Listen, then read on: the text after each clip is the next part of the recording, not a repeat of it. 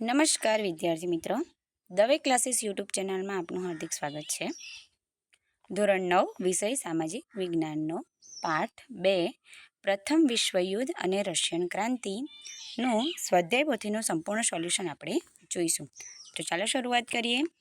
વિભાગ એ એમાં છે પ્રશ્ન 1, યોગ્ય જોડકા જોડો. તો એમાં પહેલું છે 1 ઓગસ્ટ 1914. તો તેનો જવાબ આવશે પ્રથમ વિશ્વયુદ્ધની શરૂઆત. બીજું નવેમ્બર 1917. તો આવશે રશિયાની બોલ્શેવિક ક્રાંતિ. ત્રીજું જૂન 1919 વર્સેલ્સની સંધિ. ચોથું 10 જાન્યુઆરી 1920. તો જવાબ આવશે રાષ્ટ્રસંઘની રચના. બીજું વિભાગ એ પહેલું અમેરિકાના પ્રમુખ. તો જવાબ આવશે વુડ્રો વિલ્સન. બીજું બ્રિટિશ વડાપ્રધાન.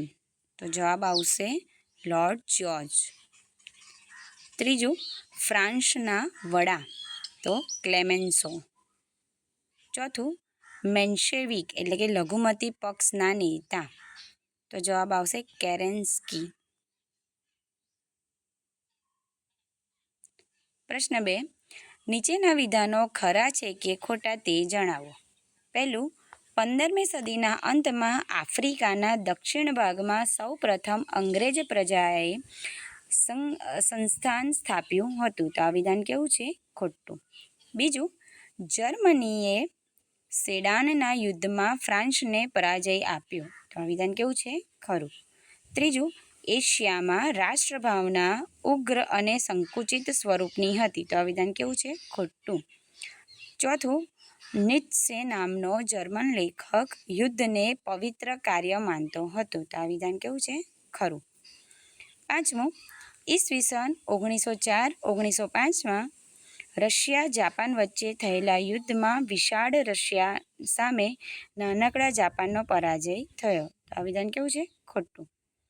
છઠ્ઠું, દરેક રાષ્ટ્રે અન્ય રાષ્ટ્રની અખંડિતતા જાળવવી એ રાષ્ટ્રસંઘની નીતિ હતી. તો આ વિધાન કેવું છે? ખરું. પ્રથમ વિશ્વયુદ્ધમાં મિત્ર રાષ્ટ્રોના પક્ષે 4 અને ધરી રાષ્ટ્રના પક્ષે 24 રાષ્ટ્રોએ ભાગ લીધો. તો આ વિધાન કેવું છે? ખોટું. 8, વર્સેલ્સની સંધિથી જર્મનનું અર્થતંત્ર છિન્ન ભિન્ન થઈ ગયું. આ વિધાન કેવું છે? ખરું. 9, ફ્રાન્સે સેડાનના યુદ્ધમાં જર્મનીને પરાજય આપ્યો. તો આ વિધાન કેવું છે? ખોટું. 10, પ્રથમ વિશ્વયુદ્ધ પહેલાં વિશ્વ 3 જૂથોમાં વહેંચાયેલું હતું. આ વિધાન કેવું છે? ખોટું. પ્રશ્ન 3, નીચેના પ્રશ્નના 1-2 શબ્દમાં ઉત્તર લખો. તેમાં પહેલું છે રાતા સમુદ્રની આજુબાજુના આફ્રિકન પ્રદેશો કયા રાષ્ટ્રે કબજે કર્યા? તો જવાબ આવશે ઇટાલીએ. બીજું, આધુનિક વિશ્વની હૃદયદ્રાવક અને અવિસ્મરણીય ઘટનાઓમાં કોનો સમાવેશ થાય છે? તો જવાબ આવશે પ્રથમ વિશ્વયુદ્ધનો. ત્રીજું, પ્રથમ વિશ્વયુદ્ધના બીજ કઈ સંધિમાં રોપાયા હતા? તો જવાબ આવશે ફ્રેન્કફર્ટ. ચોથું, ફ્રેન્કફર્ટની સંધિમાં ફ્રાન્સે કયા પ્રદેશો ગુમાવ્યા હતા? તો જવાબ આવશે આલ્સેન્સ અને લોરેન્સ.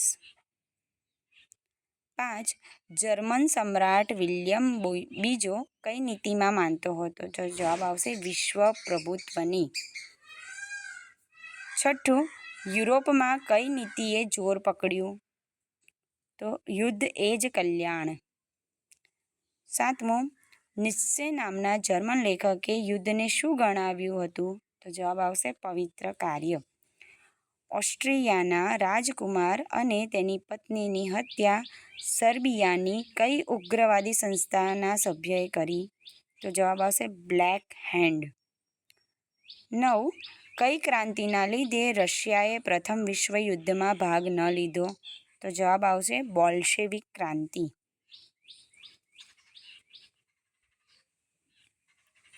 10, પ્રથમ વિશ્વયુદ્ધ દરમિયાન જર્મનીએ કઈ અમેરિકન સ્ટીમર ડૂબાડી દીધી હતી? તો જવાબ આવશે લ્યુસિટાનિયાને. 11. પ્રથમ વિશ્વયુદ્ધ દરમિયાન યુરોપિયન દેશોની સ્ત્રીઓએ કઈ માંગણી કરી હતી?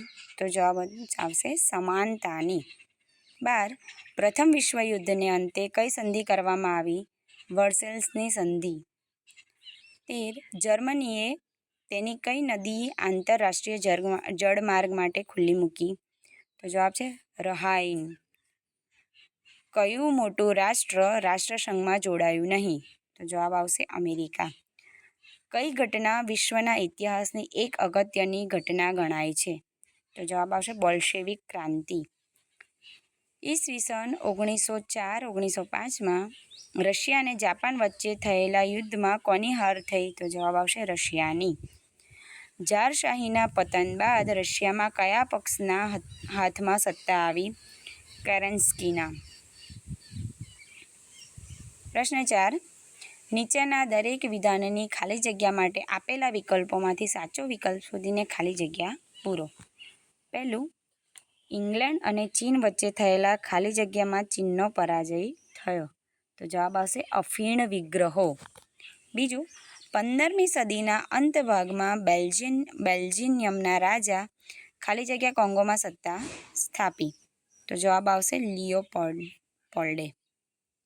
ત્રીજું, ઈસવીસન 1871ની ખાલી જગ્યા સંધિ પ્રથમ વિશ્વયુદ્ધનું કારણ બની. ફ્રેન્કફર્ટ. ચોથું, જર્મન સમ્રાટ ખાલી જગ્યા ઉગ્ર રાષ્ટ્રવાદ અને સામ્રાજ્યવાદનો પ્રણેતા હતો. કૈસર વિલિયમ બીજો. પાંચમું, પ્રથમ વિશ્વયુદ્ધ માટે ખાલી જગ્યાને જવાબદાર ગણવામાં આવ્યું. જવાબ આવશે જર્મની. છઠ્ઠું, રશિયામાં 22 જાન્યુઆરી 1905ના દિવસે ઇતિહાસમાં ખાલી જગ્યા તરીકે ઓળખવામાં આવે છે. તો લોહિયાળ રવિવાર. 7. 19મી સદીમાં ખાલી જગ્યા એશિયા અને આફ્રિકામાં વિશાળ સામ્રાજ્ય જમાવ્યું હતું. જવાબ આવશે ઇંગ્લેન્ડે. 8. રશિયાના બધા જ ખાલી જગ્યા રાજાઓ આપખુદ અને નિરંકુશ શાસન ભોગવતા હતા.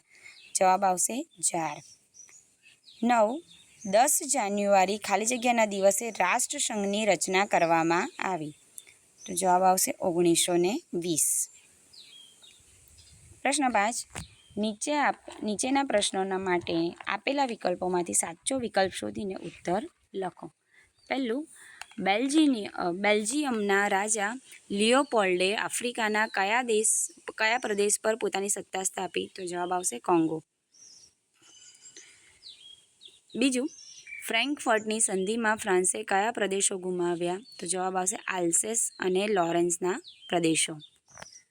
ત્રીજું, પ્રથમ વિશ્વયુદ્ધના બીજ કઈ સંધિમાં વવાયા હતા? તો ફ્રેન્કફર્ટની સંધિ. ચોથું, જર્મન સમ્રાટ કૈસર વિલિયમ બીજો કઈ નીતિમાં માનતો હતો? તો જવાબ આવશે વિશ્વ પ્રભુત્વ. 5. શક્તિમાનને જ જીવવાનો હક છે આ સિદ્ધાંત કયા જર્મન લેખકે પ્રચલિત કર્યો હતો? ટ્રીટસ્કે. 6. પ્રથમ વિશ્વયુદ્ધના અંતે કઈ સંધિ કરવામાં આવી? વર્સેલ્સની સંધિ. ઈસવીસન 1917માં થયેલી રશિયન ક્રાંતિ કઈ ક્રાંતિ તરીકે ઓળખાઈ? સમાજવાદી બોલ્શેવિક ક્રાંતિ. વિભાગ બી. નીચેના પ્રશ્નોના માગ્યા મુજબ ઉત્તર લખો. પહેલું, વર્સેલ્સની સંધિ જર્મની માટે કેવી રીતે અન્યાયી હતી? તો જવાબ આવશે પ્રથમ વિશ્વયુદ્ધમાં પરાજિત જર્મનીને વર્સેલ્સની અત્યંત કડક શરતોવાળી સંધિ સ્વીકારવાની ફરજ પાડવામાં આવી. આ સંધિ મુજબ જર્મની પર 6.5 અબજ પાઉન્ડનો યુદ્ધ દંડ લાદવામાં આવ્યો. તેના લશ્કરમાં ફરજિયાત ઘટાડો કરવામાં આવ્યો. જર્મનીના મોટાભાગના સમૃદ્ધ ખનિજ પ્રદેશો પડાવી લેવામાં આવ્યા. ફ્રાન્સે જર્મનીનો રૂહર પ્રાંત પડાવી લીધો. જર્મનીની રહાઇન નદી આંતરરાષ્ટ્રીય જળમાર્ગ માટે ખુલ્લી મૂકવામાં આવી. જર્મનીએ જીતેલા પ્રદેશોમાં તેમજ તેના સંસ્થાનોને આંચકી લેવામાં આવ્યા. ફ્રાન્સની સીમાએ આવેલા રહાઇન પ્રદેશમાં કિલ્લેબંધી ફરમાવવામાં આવી. દેશના ખનિજોથી સમૃદ્ધ પ્રદેશો 15 વર્ષ માટે ફ્રાન્સને આપવામાં આવ્યા. આલ્સેસ અને લોરેન્સ પ્રાંત ફ્રાન્સને પાછા આપવા પડ્યા.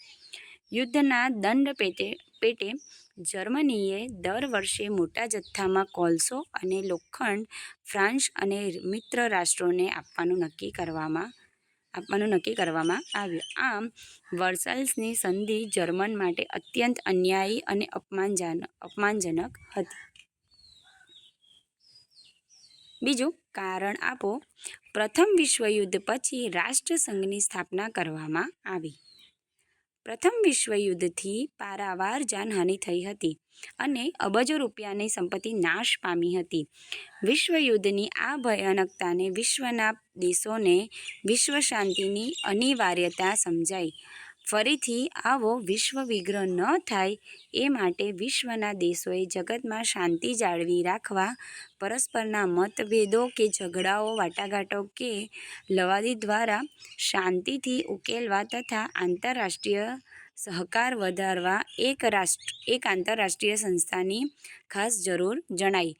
આથી વિશ્વયુદ્ધના અંતે પેરિસમાં યોજાયેલી શાંતિ પરિષદે એપ્રિલ 1919માં કરેલ જોગવાઈ અનુસાર 10 જાન્યુઆરી 1920ના રોજ રાષ્ટ્રસંઘ લીગ ઓફ નેશન્સની સ્થાપના કરવામાં આવી. ત્રીજું, ફ્રેન્કફર્ટની સંધિ જ પ્રથમ વિશ્વયુદ્ધનું મુખ્ય કારણ હતું. કેવી રીતે? તો જવાબ છે, જર્મનીએ સેડાનના યુદ્ધમાં ફ્રાન્સને હરાવ્યું. તેથી ફ્રાન્સને તેની સાથે ઈસવીસન 1871ની ફ્રેન્કફર્ટની સંધિ કરવી પડી. આ સંધિ મુજબ ફ્રાન્સે જર્મનીને યુદ્ધ દંડ આપવો પડ્યો તેમજ આલ્સેસ અને લોરેન્સ નામના 2 પ્રદેશો પણ જર્મનીને આપવા પડ્યા. જર્મનીએ કરેલું આ અપમાન ફ્રાન્સ ક્યારેય ભૂલી શક્યું નહોતું.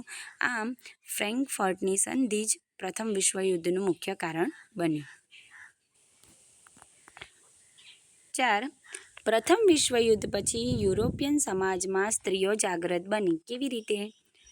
તો જવાબ છે, પ્રથમ વિશ્વયુદ્ધમાં મોટી સંખ્યામાં પુરુષો માર્યા ગયા હોવાથી યુરોપિયન સમાજમાં પુરુષોની સંખ્યા ઘટી. આથી જીવનના અનેક ક્ષેત્રોમાં કામ કરવા માટે સ્ત્રીઓએ આગળ આવવું પડ્યું. સ્ત્રીઓએ પુરુષોની કૌટુંબિક અને વ્યવસાયિક જવાબદારી સ્વીકારી. સ્ત્રીઓ ઘરની 4 દિવાલમાંથી બહાર આવી. તેમનામાં આત્મવિશ્વાસ વધ્યો અને રાજકીય જાગૃતિ આવી. પરિણામે યુરોપના કેટલાક દેશોમાં સ્ત્રી મતાધિકાર માટેના આંદોલનો થયા.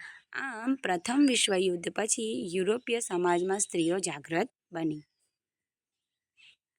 5. 22 જાન્યુઆરી 1905ના દિવસે રશિયાના લોહિયાળ રવિવાર તરીકે શા માટે ઓળખવામાં આવે છે? તો જવાબ છે, 22 જાન્યુઆરી 1905ના રવિવારના દિવસે ફાધર ગેપોન નામના એક પાદરીના નેતૃત્વ નીચે એક વિશાળ લોકોનું સરઘસ ઝાર નિકોલસ બીજાને આવેદનપત્ર આપવા તેના મહેલે ગયું. બધા લોકો નિશસ્ત્ર હતા. આ લોકો પર ઝારે લશ્કર દ્વારા ગોળીબાર કરાવી હજારો નિર્દોષ લોકોને મારી નાખ્યા અને હજારોને ઘાયલ કર્યા. સેન્ટ પીટર્સબર્ગના ઝારના મહેલ આગળનો બરફ લોહીથી લાલ થઈ ગયો. આથી 22 જાન્યુઆરી 1905ના દિવસે રશિયાનો લોહિયાળ રવિવાર તરીકે ઓળખવામાં આવે છે. પ્રશ્ન 6. નીચેના પારિભાષિક શબ્દો સમજાવો. એમાં પહેલું છે સામ્રાજ્યવાદ. રાજકીય, આર્થિક અને લશ્કરી દ્રષ્ટિએ વિકાસ પામેલો દેશ કોઈ અલ્પવિકસિત દેશ પર પોતાનું રાજકીય આધિપત્ય જમાવે તેને સામ્રાજ્યવાદ કહેવાય. સામ્રાજ્યવાદી દેશ વિસ્તારવાદી નીતિ અપનાવે છે અને બીજા દેશોને પરાધીન બનાવી તેમનું શોષણ કરે છે અને તે સમૃદ્ધ બને છે. તે પ્રજાને ગુલામ બનાવી તેની સંસ્કૃતિનો વિકાસ રૂંધે છે. તેમની પર પોતાની સંસ્કૃતિનો પ્રભાવ જમાવે છે. બીજું, બ્લેક હેન્ડ. બ્લેક હેન્ડ એ સર્બિયાની ઉગ્રવાદી સંસ્થા હતી. આ સંસ્થાએ ઓસ્ટ્રિયાના રાજકુમાર અને તેની પત્નીની તેની પત્નીની ગોળી મારી હત્યા કરી હતી. આ ઘટના પાછળ સર્બિયાનો હાથ હોવાનો ઓસ્ટ્રિયાએ આક્ષેપ મૂક્યો અને 48 કલાકમાં ગુનેગારોને પકડીને ઓસ્ટ્રિયા સમક્ષ હાજર કરવાનું સર્બિયાને આખરીનામું આપ્યું.